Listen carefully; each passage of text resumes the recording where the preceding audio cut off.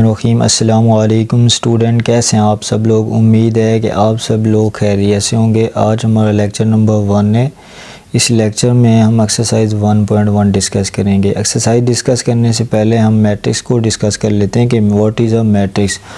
A matrix is an अरे of number. ठीक है, मैट्रिक्स आपके पास क्या होता है, अरे ऑफ नंबर। अरे से मुराद क्या है, अरेंजमेंट, यानी कि आपके पास जो भी नंबर होंगे आप उन नंबर को तरतीब के साथ लिख लेंगे। नंबर क्या हो, इन नंबर को आप स्क्वायर ब्रैकेट में बंद कर देते हैं। ये है ना स्क्वायर ब्रैकेट। ठीक है बच्चे, इन नंबर को आपने स्क्वायर ब्रैकेट में बंद कर देना है तो आपके पास एक मैट्रिक्स आ जाएगा। फिर हम उस मैट्रिक्स को नाम दे देते हैं। जैसे हमने इसको नाम दिया है ए मैट्रिक्स। ठीक है, इस मैट्रिक्स को हमने नाम दिया है बी मैट्रिक्स।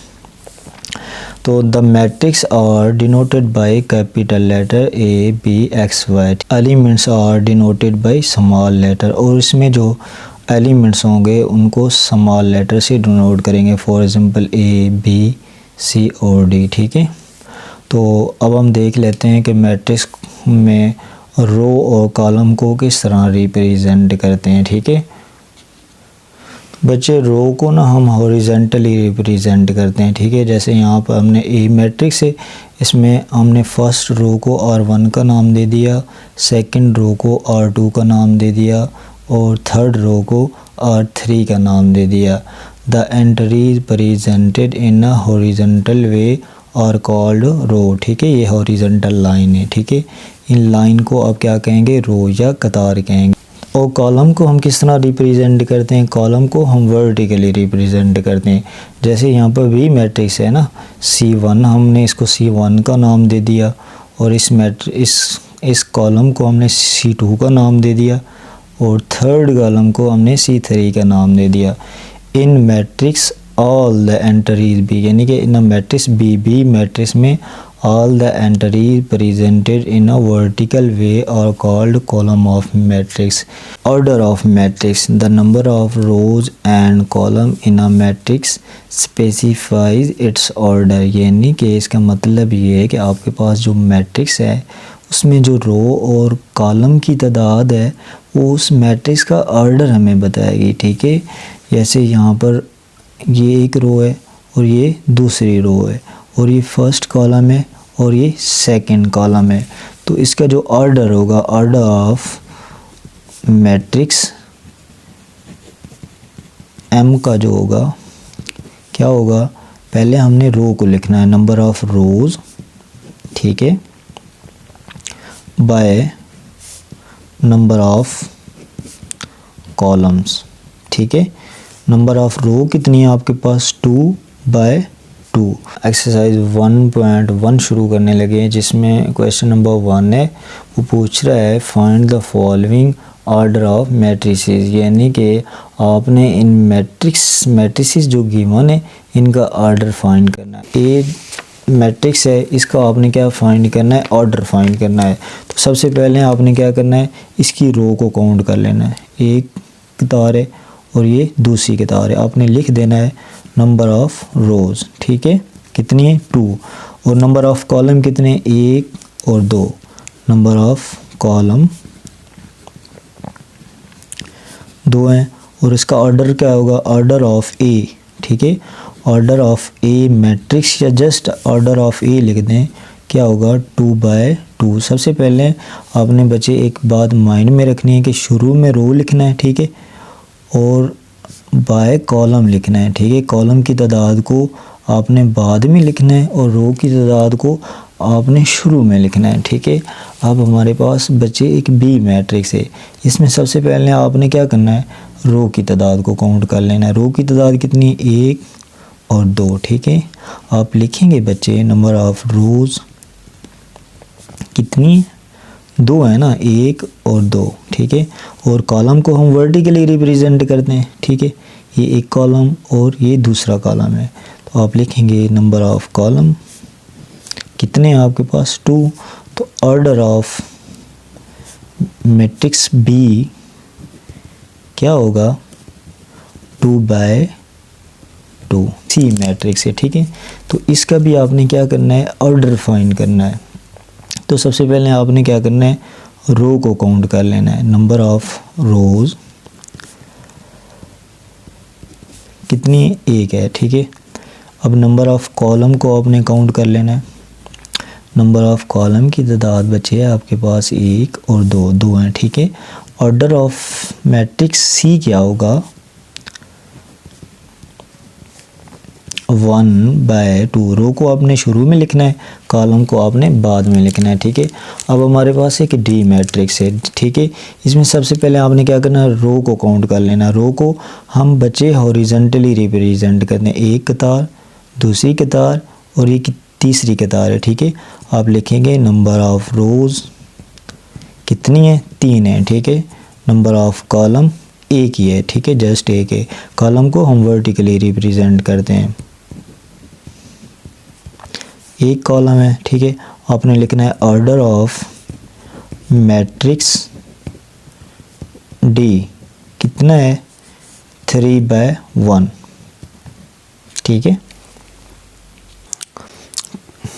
तो बच्चे हम क्वेश्चन नंबर 2 अब शुरू करने लगे हैं। क्वेश्चन नंबर 2 शुरू करने से पहले सबसे पहले हम इक्वल मैट्रिसेस की डेफिनेशन पढ़ लेते हैं।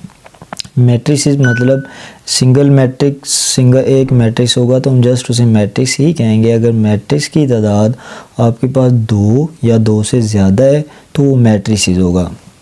लेट फ़र्ज़ करें ए एंड बी 2 मैट्रिसेस, यानी कि आपके पास फ़र्ज़ करें ए और बी 2 मैट्रिक्स हैं, ठीक है।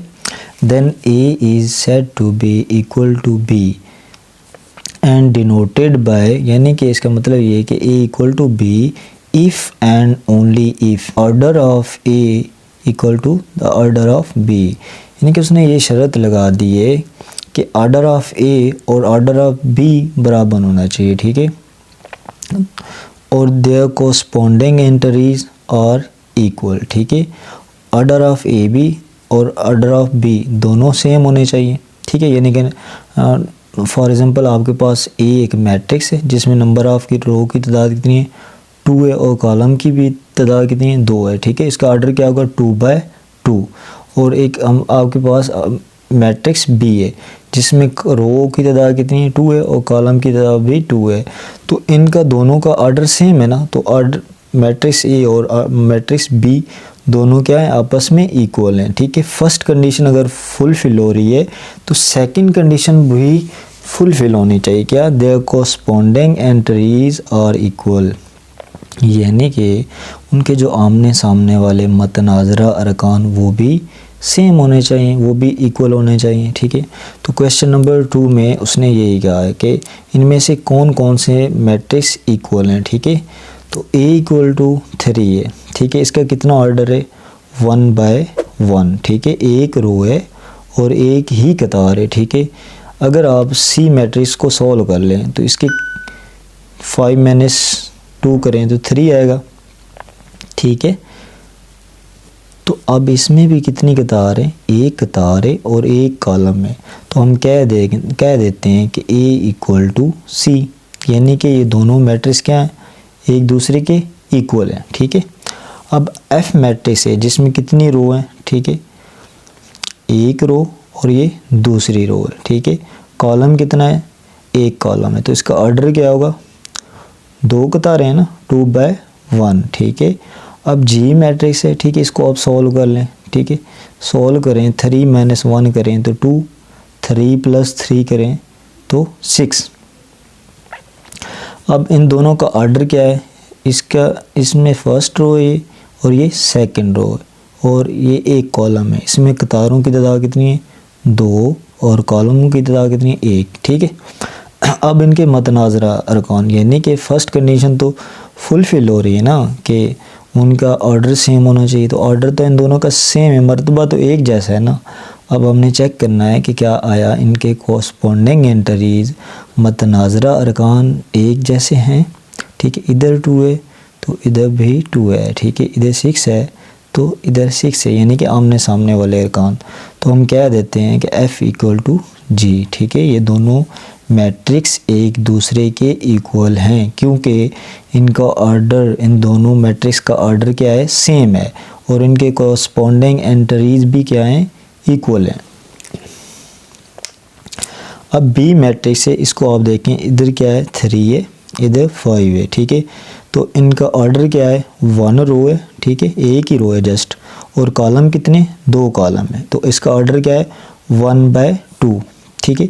3 + 2 5 हो जाएगा ना। तो इसका ऑर्डर क्या बन रहा है, एक रो है और 2 कॉलम है, 1/2। तो ऑर्डर तो इन दोनों मैट्रिक्स का सेम है। अब आपने जस्ट चेक करना है कि इनके कोरस्पॉन्डिंग एंट्रीज इक्वल हैं या नहीं है, ठीक है। तो इधर 3 है तो इधर भी 3 है, ठीक है। इधर 5 है तो 3 + 2 क्या है 5 है। तो हम कह देते हैं कि B = I।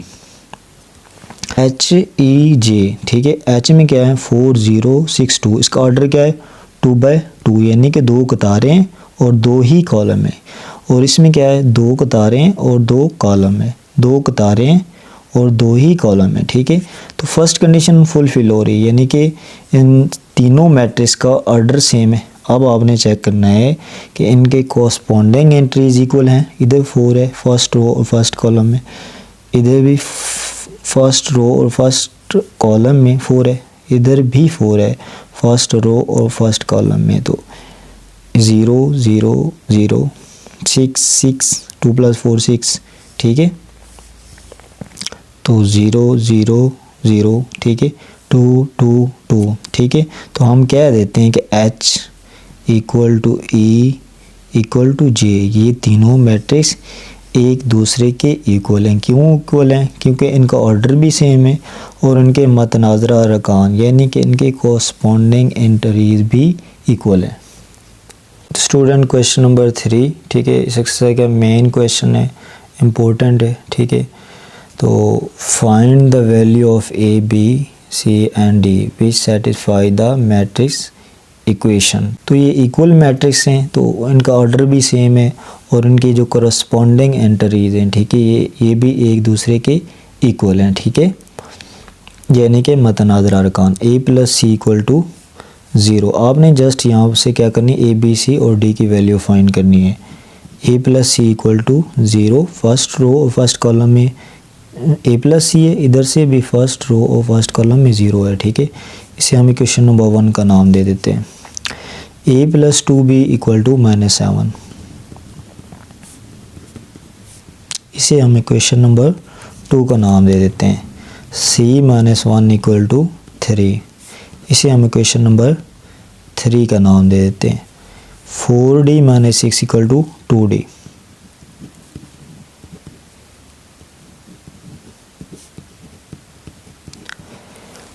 ठीक है स्टूडेंट। तो अब हमने वैल्यू फाइंड करनी है A, B, C और D की।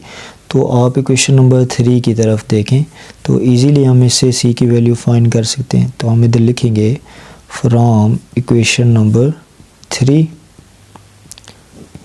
C - 1 = 3। तो इस -1 को इक्वल के दूसरी साइड पर ले जाएंगे तो +1 हो जाएगा। C = 4। तो यहाँ पर आपके पास C की वैल्यू आ चुकी है, ठीक है। अब अगर ये C की वैल्यू क्वेश्चन नंबर 1 में पुट करें इधर, तो आपके पास A की वैल्यू आ जाएगी। तो आप लिखें फ्रॉम इक्वेशन नंबर 1, ठीक है, A + C = 0, ठीक है। तो C = क्या है हमारे पास 4 है, तो जस्ट आप इधर पुट कर दें 4 = 0। तो 4 को आप इक्वल के दूसरी साइड पर ले जाएं, A = -4, ठीक है। आपके पास A की वैल्यू भी आ चुकी है, ठीक है। इसी तरह अब अगर हम A = -4 इक्वेशन नंबर 2 में पुट करें इधर, तो हमारे पास B की वैल्यू आ जाएगी। A + 2B = -7, ठीक है। तो आपने इधर क्या पुट करना है, -4 A की जगह + 2B = -7। तो -4 को बच्चे आपने इक्वल के इस साइड पर ले जाना है। 2B -7 + 4 हो जाएगा, इक्वल के इस साइड पर जाएगा तो इसका साइन चेंज हो जाएगा, माइनस किस में चेंज हो जाएगा, प्लस में, ठीक है। -7 + 4 करें तो -3, बड़ी रकम का साइन आता है, बड़ी वैल्यू का। 2B, ठीक है। 2 इधर क्या हो रहा है, मल्टीप्लाई, दूसरी साइड पर जाकर डिवाइड हो जाएगा, -3/2। तो यहाँ आपने B की वैल्यू भी फाइंड कर ली। अब हम क्वेश्चन नंबर 4 को सॉल्व करते हैं और यहाँ से डी की वैल्यू फाइंड करते हैं। फ्रॉम इक्वेशन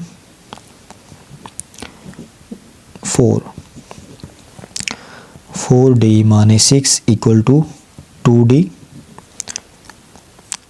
आपने माने 6 को इक्वल को इस साइड पर ले जाना है और 2d को आपने इक्वल के इस साइड पर ले आना है। 4d माइनस 2d, ठीक है।